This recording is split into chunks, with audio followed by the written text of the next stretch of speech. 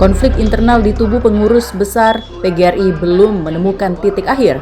Sengketa kepengurusan yang berujung pada 2 kali gugatan di Pengadilan Tinggi Tata Usaha Negara kini masih berlanjut pada tahap kasasi di Mahkamah Agung.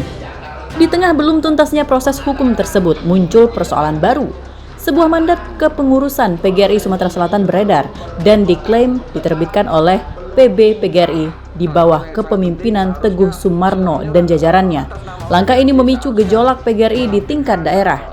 PGRI Sumsel menegaskan kepengurusan yang sah hingga saat ini adalah kepengurusan hasil konferensi provinsi yang digelar pada 31 Desember 2024. Dalam forum tersebut, Profesor Dr. Bukman Lian terpilih secara resmi sebagai Ketua PGRI Sumsel dan mendapat pengesahan dari kepengurusan PB PGRI hasil Kongres ke-23 di bawah kepemimpinan Dr. Unifah Roshidi.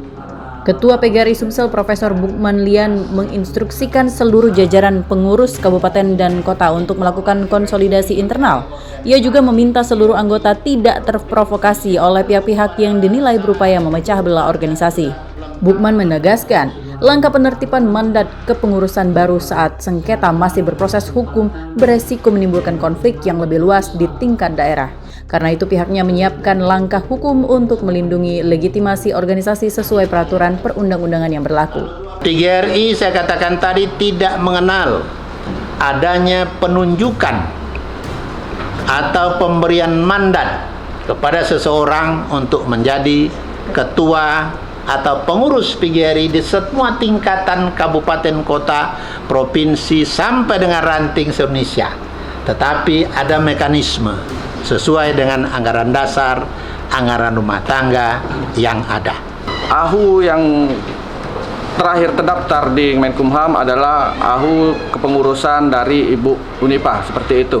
Sehingga apabila ada pihak lain yang mengatasnamakan pengurus besar PGRI atau pengurus pusat PGRI, itu merupakan perbuatan ilegal, perbuatan melawan hukum yang tentunya turunannya sampai ke provinsi, kabupaten, kota, tentu itu merupakan perbuatan melawan hukum yang tentu akan kami tindak secara hukum yang berlaku seperti itu.